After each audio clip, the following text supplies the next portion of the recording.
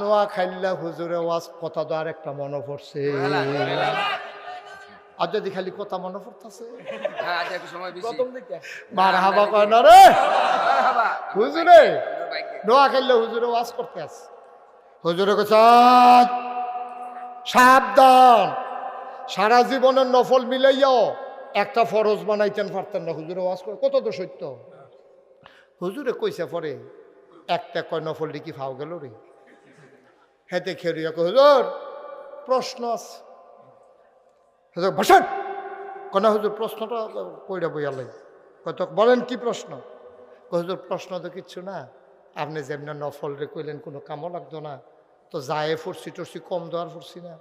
তো হুজুর এমনি জানতাম মনটায় কয় আচ্ছা কত্রি নফল মিলাইলে একটা ফরজ হয়, এটা যদি কইতেন তাইলে নফলটায় যায় মাতাল করে বুঝ করে করতাম।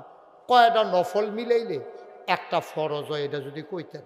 হুজুরে মনে মনে কয় জীবনে অনেক জায়গাতে অনেক প্রশ্ন হচ্ছে, এই প্রশ্ন তো কেউ করছে না, এতেন যদি আমরা মাইন খাসি ফা থালাই দিছি। হুজুরে ধুম ধরে বইয়া চিন্তা করতাম কি তা কইতাম। এর ভিতরে দিয়ে জিজ্ঞেসে কি তা না কইলেন? কয় না হুজুর জিজ্ঞেসলাম আর কি কয়টা নফল মিলাইলে একটা ফরজ হয়। হুজুরে আইস দিয়া কয় যতটা সুপারি গাছ মিলাইলে একটা নারকেল গাছ হয়।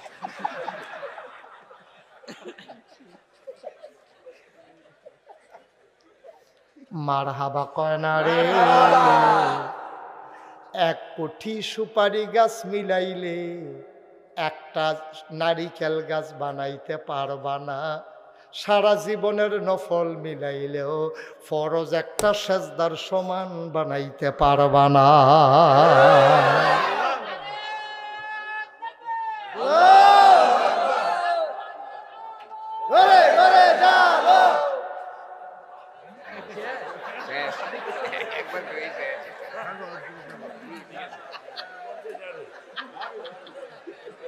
তারে বোয়া না ঠিকই আছে। এবার নাইকল গাছের মতো কূপ মারছে। এবার সুপারি গাছ দিয়ে নাইকল গাছ বানাইতো না। বেড়া একটা ফরজ একটা এসে গেল। এবার স্লোগানের মতো স্লোগানে একটা এসে হুন্ডালো কিতা কইতে আছে। আচ্ছা এই ফলাটারে বোয়ান যায় না এটারে? হ্যাঁ এত্রি বেড়াইতের মাইতে দিয়ে একটা ফলা আড়ে কেমনে তার আঙ্গুলটা হলাই দেখেন তার উপরে। মারহাবা কন জোরে কন। কথা মনে আছে নি? বেড়াইত কজা বেড়িয়াইত কজা সকালে মিল্লা বাজারও যাইতে আছে কুরবানি দিব। বেড়া তুই কুরবানি দিবি বেড়া? তুই কুরবানির লেগে ফরজ ছাইড়া দিস বেরিয়ে যাই যাইতেছে বাজারও কুরবানির গরু। কিন্তু আমরা না শরম নাই। আমরা বাংলার মুসলমান নির্লজ্জ হয়ে গেছি, আমরা শরম ছাড়া হয়ে গেছি। আমরা হইলে বিয়ার পরে তে মোবাইলের ভিতরে ছবি দেয় তোর আর ভাবি দেয় নাকি দেয় না? তুই অসভ্য, তুই তার সিহন জিংলা দিয়ে উদম করে ফাথা ফাথা করে কি সুন্দর কাটতার তোর বউয়ের নিয়ে তুই পত্রিকা তুলছ কি? তুই অসভ্য ঠিক কিরকম আছে নেই কারবার? যেই লোক তার বউয়ের ছবি পত্রিকায় দেয় তারে যত দেহ ফ্যান ফিন্দে রাখছে, যত দেহ শার্ট গাও দিয়ে রাখছে, তে ল্যাংড়া, তে অসভ্য ঠিক কিনা কও? তে অভদ্রতে, তে জাহাল মূর্খ। বউয়ের ছবি পত্রিকার দেশ আর ফলাফাইনে ব্রিজের ভিতরে বইয়ে বইয়ে মজা মারতে আছে। অসভ্য কহে না তোর বউয়ের নিয়ে এইটা ইয়ার ভিতরে মরছিস কিছু? তোর বউ তো তোর বউ ফলাফাইনে দেখলো কেমনে ঠিক কিনা কও? আম্মা গাও চন্দ্রপুরের আম্মারা খেয়াল করে শুনেন, বালুম বালুম করে সার গাছ জান একটা বেদি আটতে আছে, সামনে দিয়ে গেছে পরে চোখ ফাঁক দিছে। কেনা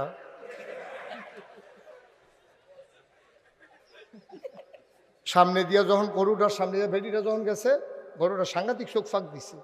চোখ ফাঁক দিয়ে যখন দেখছে যে বেডিটায় ঘুরতে আছে, তে মনে মনে কয় ফিসি দিয়া গেলে টের পাইবা আমি কি জিনিস। যেই মাত্র ফিসি দিয়া গেছে বাজারও কয়েছে এক লাতির লগে খালো নিয়ে হালাইছে। আমরা শরম নাই, আমাদের লজ্জা নাই, তোমার বউরে ডাক্তারের কাছে নেওয়া লাগলে পর্দা করে নাও। তোমার মেয়েরে পড়াইতে চাও, পড়াও, আমার আপত্তি নাই। আমার মেয়ে পড়বে, আমার বোন পড়বে, না পড়লে ডাক্তার হবে কেমনে?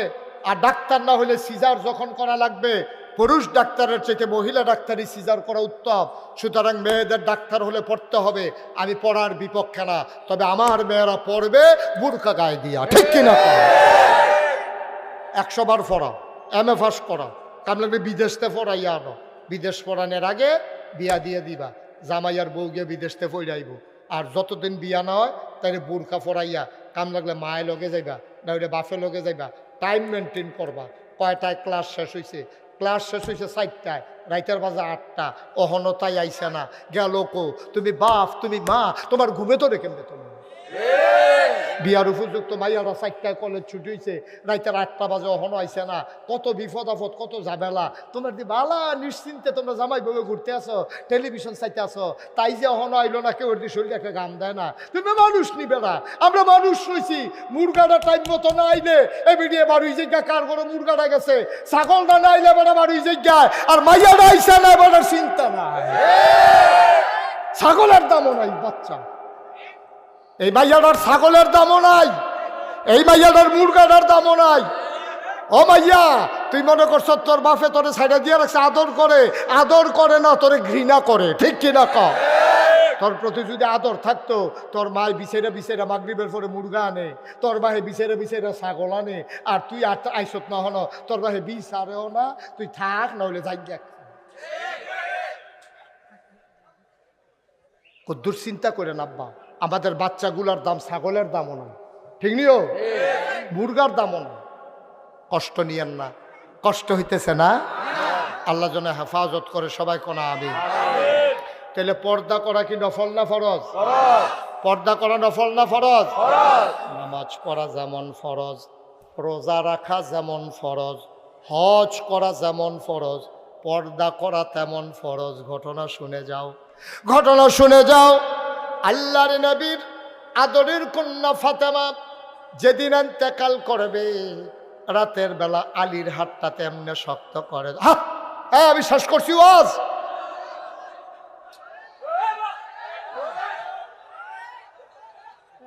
শুনে, ফাতেমার যেদিন সাংঘাতিক জ্বর, যে রাতে ফাতেমা মারা যাবেন, যে রাতে ফাতেমা ইন্তেকাল করলেন, ফাতেমা আলীর হাতটাতে শক্ত করে ধরলেন, ডাক দিয়া কয়, স্বামী আমার, আপনার কাছে আমার একটা আবদার আছে।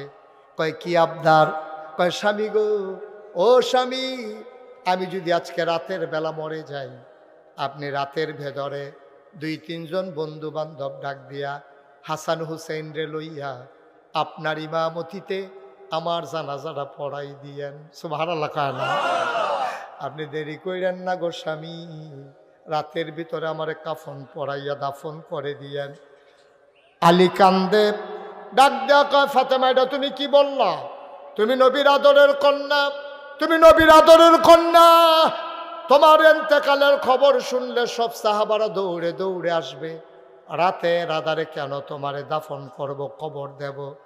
আবার ফাতেমা কান্দে আর কয়, স্বামী, ও স্বামী, মনে রাখেন, একটু খেয়াল করে শুনেন, মনে রাখেন স্বামী, আমার জন্মের পরে বিয়ের আগ পর্যন্ত আমি বাবার ঘরে ছিলাম, কোনোদিন পর পুরুষ একটা সেকেন্ডের জন্য আমারে দেখে নাই।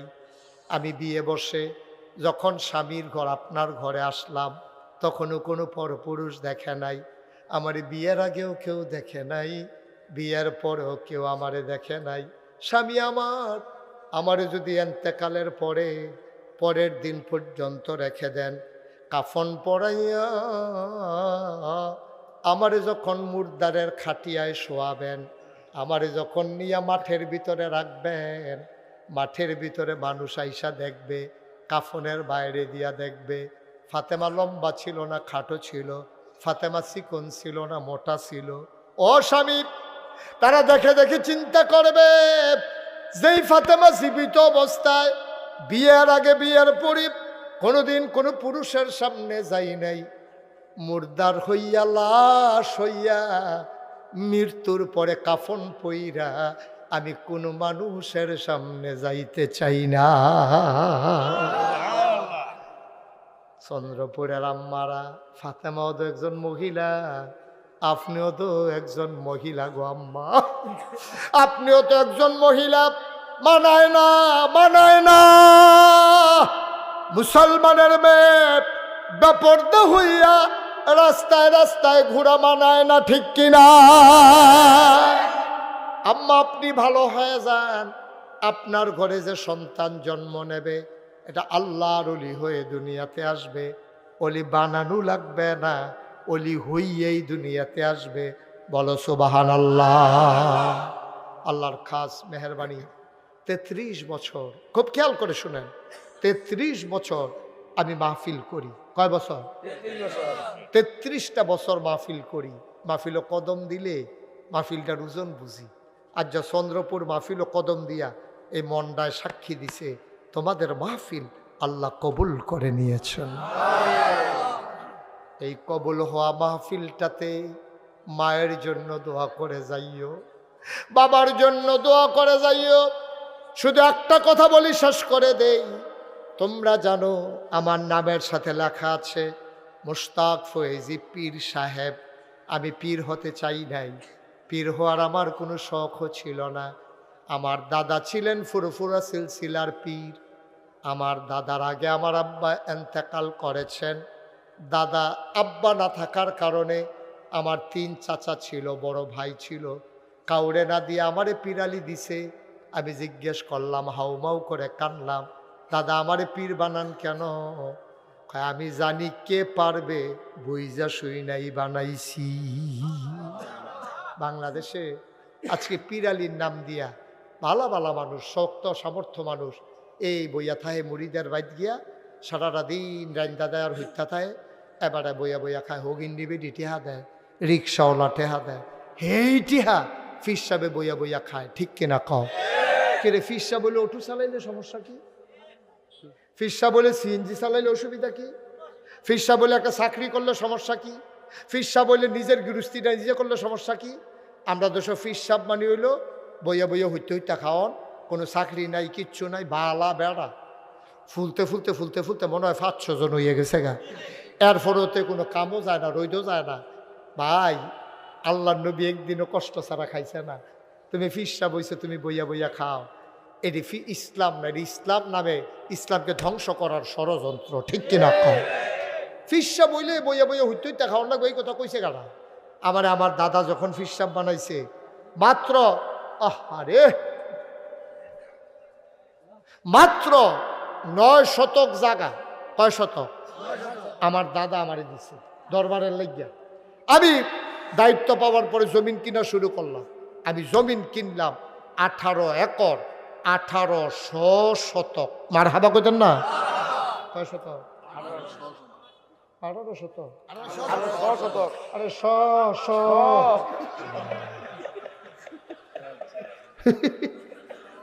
মার হাবা কয়নি? কত? 1800 শতকের এরিয়া। কেডা আমার দাওয়াত দিতে গেছিল? কেডা? সুলাইমান। আর কেডা? সুলাইমানে আমার দাওয়াত দিতে গেছে। জিগান এক মাথাত খেলিলে আরেক মাথাত চিনা যায় না। আমার এখানে 10টা প্রতিষ্ঠান, একটা খানকা, একটা দাখিল মাদ্রাসা, একটা নুরানি মাদ্রাসা, একটা হাফিজিয়া মাদ্রাসা, একটা দাতব্য চিকিৎসালয়, একটা গণপাঠাগার, একটা গবেষণাগার, একটা ছাত্রাবাস, একটা ইয়াতিমখানা, একটা মসজিদ। মার হাবা কইতেন না? আমার মসজিদ আসিল না, টিনের ঘর। চিন্তা করলাম দৃষ্টিনন্দন, স্থাপত্য শৈলী মণ্ডিত, মুসলিম বিশ্বের এক অনন্য নিদর্শন, সুন্দর করে একটা মসজিদ করব, যেই প্যাটার্নে পৃথিবীতে আর কেউ মসজিদ করে নাই।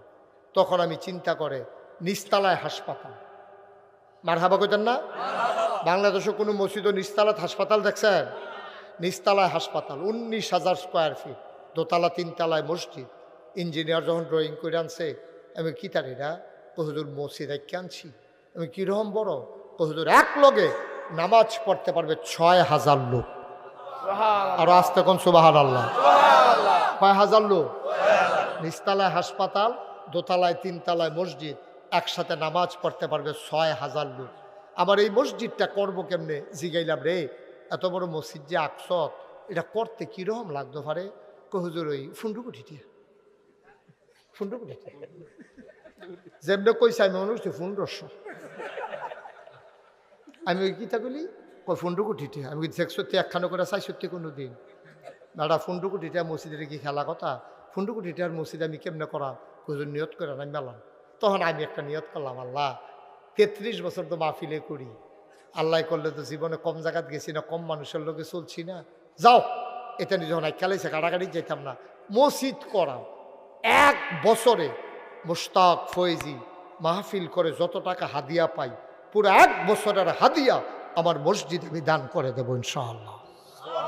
আমি এক লগে 25 লক্ষ টাকা জমাইয়া মসজিদও দিয়া এরপরে কাম শুরু করছি। সুবহানাল্লাহ কইতেন না? জীবনে মুশতাক ফয়েজি কোনোদিন বাংলাদেশ কোনো মানুষের কাছে হাত পাতি নাই।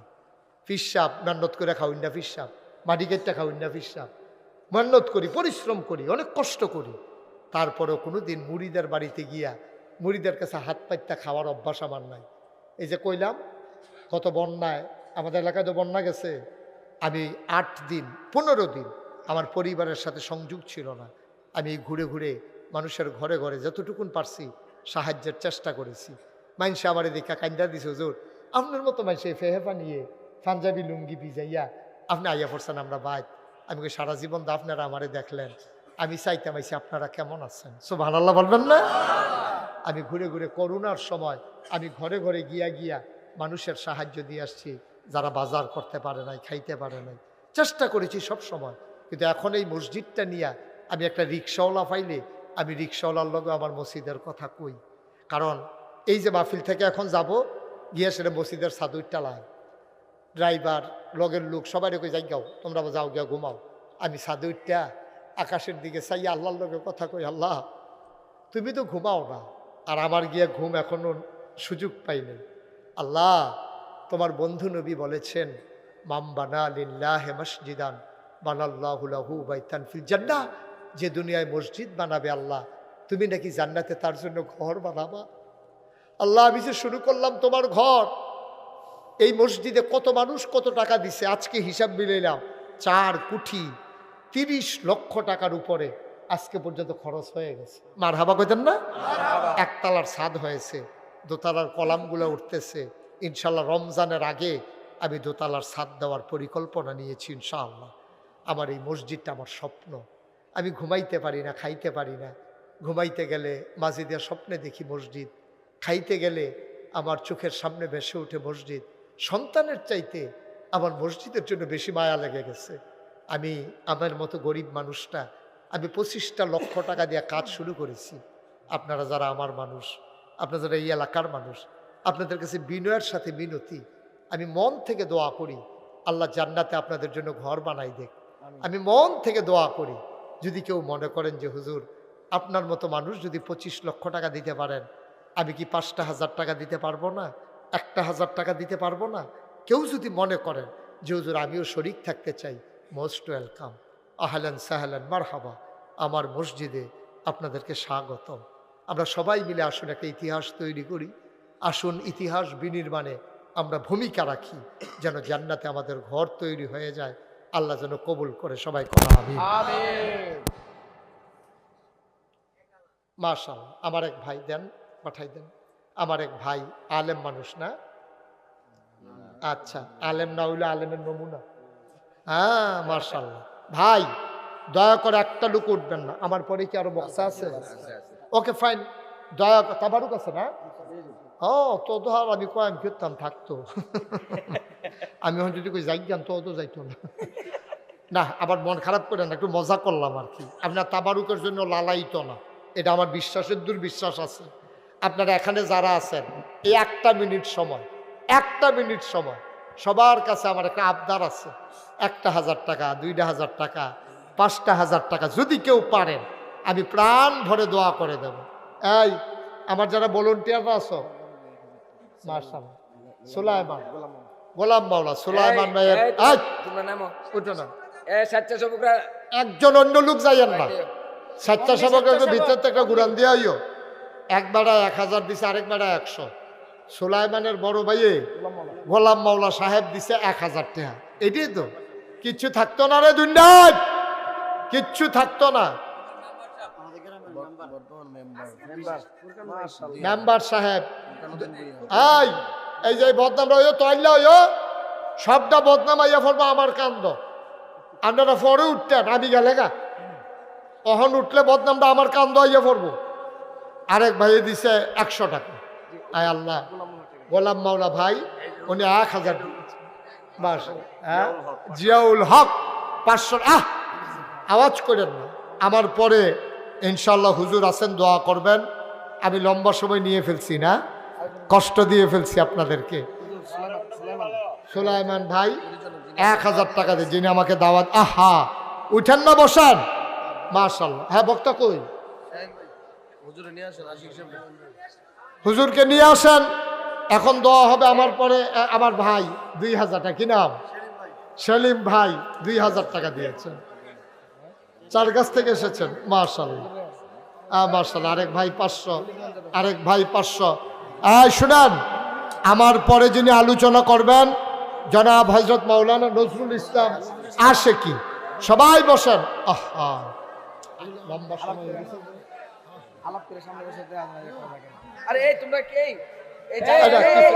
কিছু উঠবো না না, আবার আইবো কিছু। আপনারা যারা হাজত আছে, প্রস্রাব পায়খানার সমস্যা আছে, সাইরা দ্রুত চলে আসেন। আপনাদের পরিচিত হুজুর, ওই হুজুর আগে আসছে না এই এলাকায়? হ্যাঁ, মেহারি বাড়ি নজরুল ইসলাম আশিকি ভাই, উনি আপনাদের সামনে আলোচনা করবেন। সবাই বসেন। স্বেচ্ছাসেবক যারা আছেন, হ্যাঁ, মাশাআল্লাহ মাশাআল্লাহ, যারা টাকাগুলো উঠাইছেন নিয়ে আসেন। উনি কই? হুজুর কই? হুজুরকে নিয়ে আসেন, হুজুরকে নিয়ে আসেন। মাশাআল্লাহ মাশাআল্লাহ। আল্লাহ তুমি কবুল করো। আল্লাহ এটা কই লইতে হবে? পকেটে সব জায়গা হইল।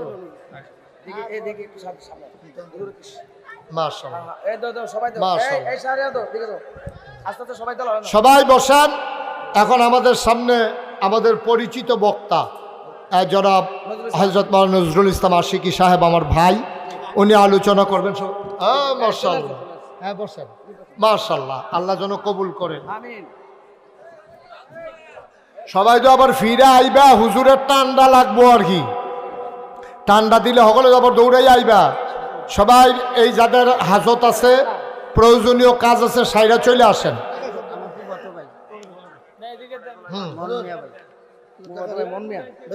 হ্যাঁ, মন মিয়া ভাই, উনি 1000 টাকা দিয়েছেন।